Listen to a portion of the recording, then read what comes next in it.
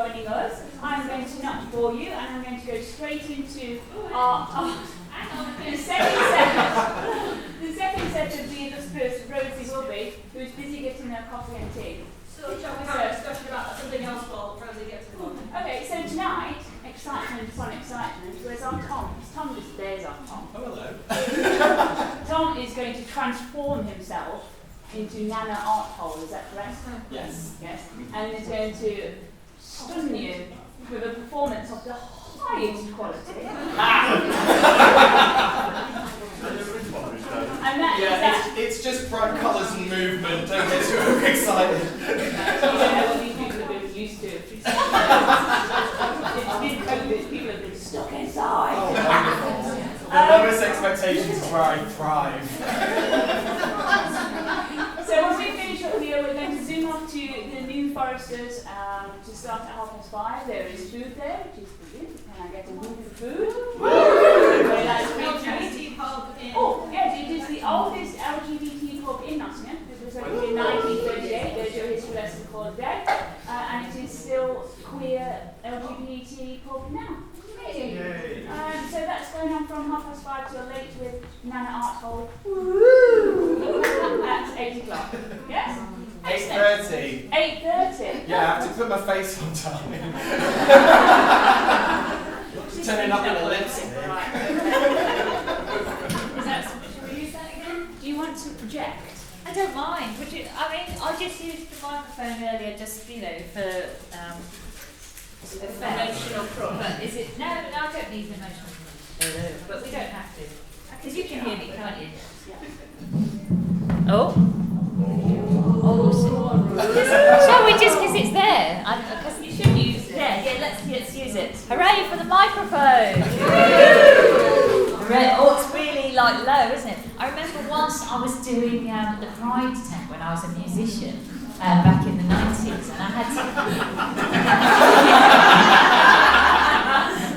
had to follow Labby Sifri, Something Inside So Strong fame, and I already felt a bit that I was feeling that, kind of insecurity and imposter syndrome. And so I had my little guitar, I was doing my lesbian folk songs of misery. And the microphone, it started just kind of drooping down. And when you play your guitar, you can't sort of suddenly stop to adjust it. And so, I probably ended up like... And I sort of just said, it's not very erect, is it? And I think the gay boys like that. Then after that, I decided to do comedy. The less things that could go wrong. Hurrah! So, has everyone had a good lunch break? Yes. Oh, fantastic! I'm pleased. And I forgot earlier I was going to share with you my coming out story actually, because when I came out back in the 80s as a teenager, I'm that old. And I came out. I was growing up in a place called Ormskirk. Has anyone ever heard of it? Yeah. And it's near Liverpool, isn't it? It's a bit like Liverpool if you take away everything. And I was growing up in this place and I didn't know any gay women except for Martina Navratilova. And I wasn't good enough at tennis, so I wasn't really sure that I could be gay. But I decided to come out to my parents on April Fool's Day. So I thought I'd have a good guess out if they didn't like it. But it turns out they did. They were like, oh, I'd just done something exciting.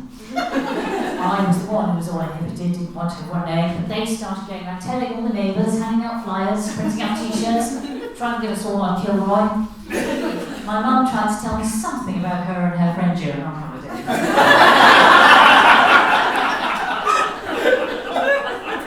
Which I didn't want to hear, it was disgusting.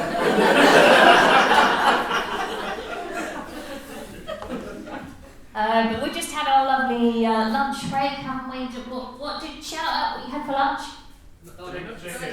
Sounds delicious. A lot of chicken was going on. I had some soup in the canteen, and I think food does play. We talked a lot about love and sex, haven't we, in those panels? It was quite fruity, really, wasn't it? I do think food plays plays an important role in relationships, you know, when you're together, you cook each other lovely meals, don't you? You make yourself all lovely meals and like you find yourself saying wanky things to each other, don't you? Like, I love the peppery taste of rocket. Even if you don't.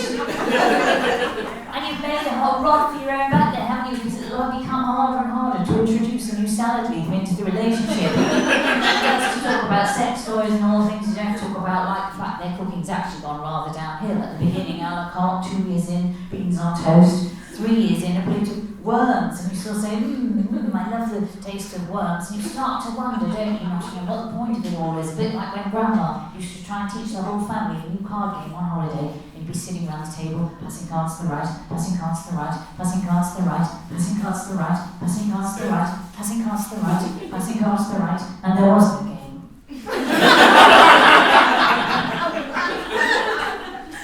You were young, you still believed in Grandma, but the grown-ups knew better. And your mum would tell you to go upstairs and get your guitar and play Streets of London to smooth over the awkward sides.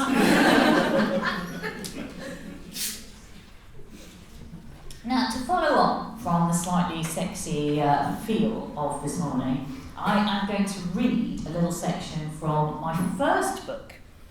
And this one was called Is Monogamy Dead? Which this was sort of quite, when it came out a few years ago, it caused a bit of controversy. I got a few kind of protest messages from people assuming that I was telling everyone that we shouldn't be monogamous, we should all be polyamorous, which I think it's absolutely fine if you want to do that honestly and ethically or whatever. I am in a monogamous relationship. I'm about to get married, in fact. Ooh. But I do think that our meaning of monogamy has sort of changed, you know, because actually it comes from the Greek meaning monos gamos, one marriage for life, whereas actually now many of us mean one marriage at a time.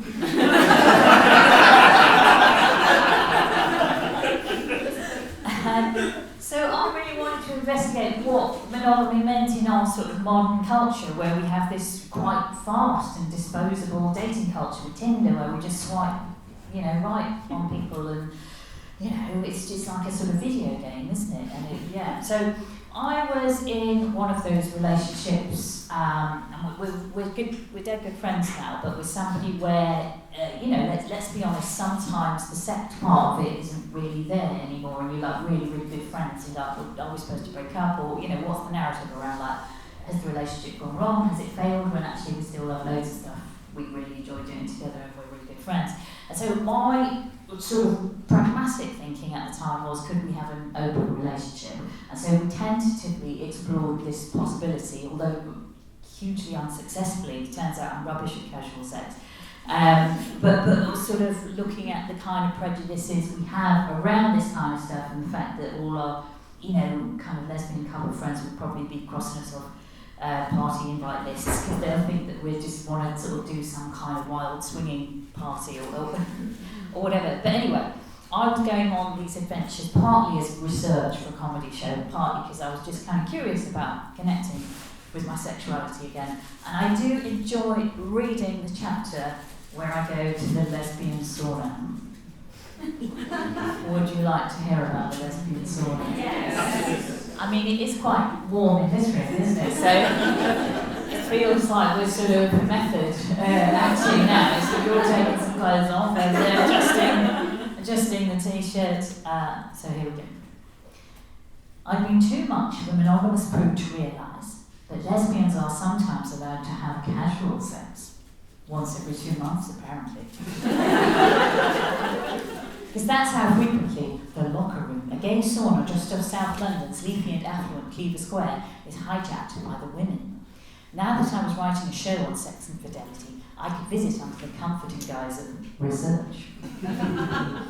I'd been told tales of wild excess about what went on there behind the clouds of steam and sweat by gay male friends.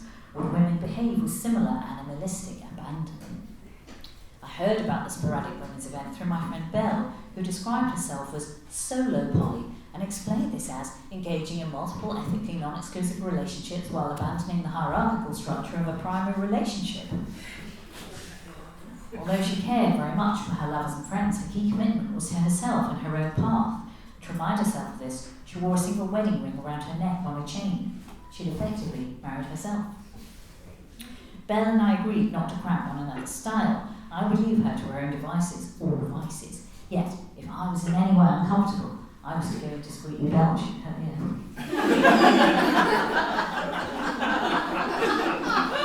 It's the most ridiculous safe word ever. I wasn't even sure I could belch on demand. Yet she had once heard of a friend and his wife using it as code, and the idea had tickled her enough to copy it. An amiable, bespectacled butch, who seemed to be in charge, proposed an icebreaker game in the cramped bar upstairs, even though most of us were still clothed and sipping milky tea from polystyrene cups. There was a giggly frisson, the airless space rich with pheromones. The butch clapped her hands like a PE mistress rounding up her girls, and explained we must speak to the person next to us. Then when she rang a little bell, switch our attention to somebody else. I inquired if the bell system would be employed later on. This got a big laugh. I could have happily gone home then.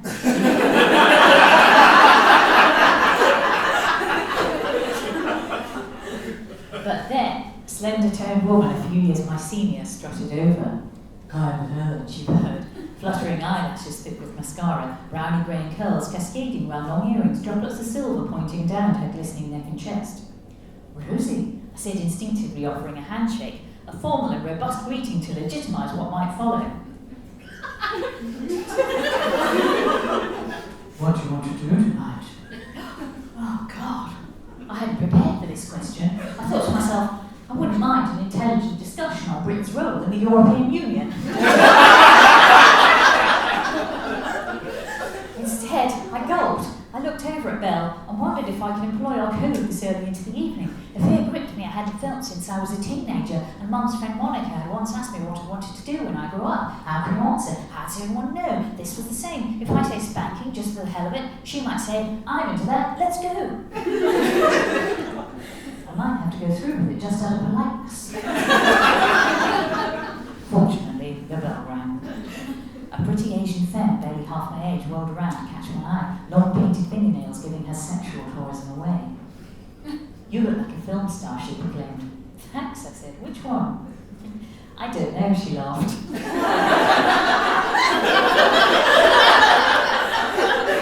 It was fun. This was immediately more comfortable to me than the first situation with Helen. This girl clearly had no idea what she was doing, which meant I would not be exposed as not knowing what I was doing either. Once we descended to the steamy, dimly lit basement, a blonde woman started nonchalantly flicking through the pages of a magazine. A strange mix of aloof and slutty, she pulled down her bikini top to rest under her breasts. Then, in a moment of OCD, started folding towels and tidying.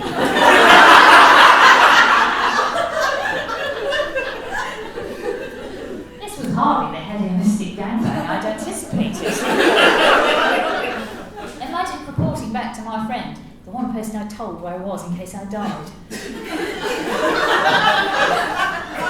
"What happened?" he'd say. "Nothing," I'd say. But then the Asian girl leaned forward from the bench above and whispered, "Let's do something." Silently, I took her hand and led her out to the shower. After being in the cosy cocoon of the sauna, however, emerging into the drafty corridor felt like stepping into a blizzard naked. How do gay men cope with this temperature change?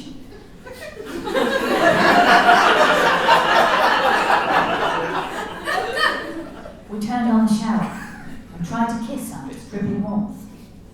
But it was on a timer.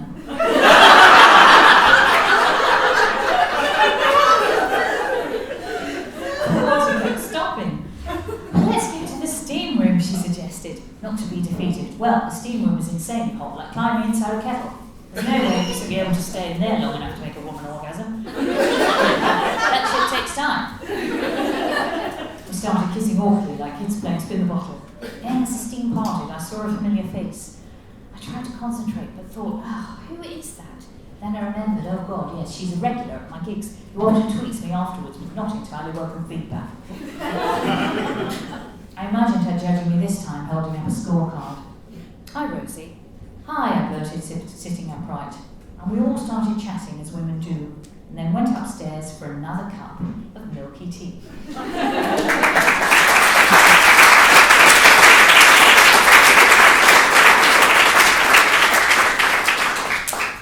I would like to point out that, as well well as the Breakup Monologues, my new book, there are just a small few copies of this one available for sale here at Queer Shells this weekend, and that was getting harder to get hold of. There were less copies actually existing anymore, so do check that one out as well if you would like to. And I do. It's been really great to hear lots of people talking openly about sex and writing about sex this morning, because I do think, when you get to a certain age, is it a bit cringy, is it a bit undignified to still be, getting up on stage and talking about sex? But I think to some extent, if you're in midlife and you're still having sex, you do sort of want to show off about it a bit, don't you? I don't mean you get up on stage and talk about it. I mean, what kind of crazy narcissist would do that? No, but I think sometimes you do something. I've noticed you do something a bit more subtle, don't you? Like on the Sunday morning after the sex night, because sex night's Saturday night, isn't it? Quite traditional like that. Sometimes you can do a little bad. So on the Sunday morning after the sex night, you go to the corner shop for a pint of milk, don't you? Just with slightly messy bedhead. You think this will be enough for my mate in the corner shop to know that this bomb has been reactivated. Maybe I'll bump into one of the neighbours on the way. Something different about them. Glowing, you say. And then you go crazy, don't you? You think, well, maybe I won't even bother putting my bra back on because my love has thrown it out the window. And then you remember you're a woman in your, let's say, late 40s, and you just put your breast back up off your knees. And on this occasion, you wouldn't actually be juggling a microphone as well, but on this occasion, you have actually taken a small PA system to the corner shop because it's slightly strange vocal cords shout things out during the set, because you're supposed to shout out words of encouragement, aren't you? Things like, ooh, that's very good. Pray continue. It turns out quite posh during sex. My reason went missing in action for years, came back talking like a Jane Austen character. Where have you been, Guido? I don't know, but let's see if we can't take a turn about the ground. Get lost in the mix. So posh, we even been able to shout out, oh, crumbs.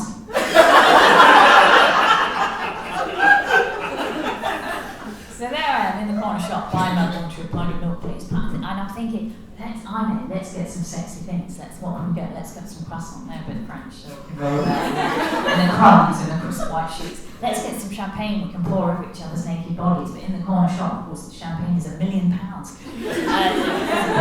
And then let's get some passion fruit, because that sounds sexy, doesn't it? Let's get some oysters, they're an aphrodisiac. It's a really well-stocked corner shop. It's in our imagination, we can have what the fuck we want. And so there I am getting all my stuff. I'm getting my pint of milk. What am I getting? My oysters, champagne, passion fruit, and what else? Croissant. Yeah, now I'm getting all my stuff, and I'm thinking this is all going to be enough for my mate in the corner shop and Marjorie in the queue behind me to know that I'm having an amazing time in bed, whereas what they actually think is that I'm having a breakdown.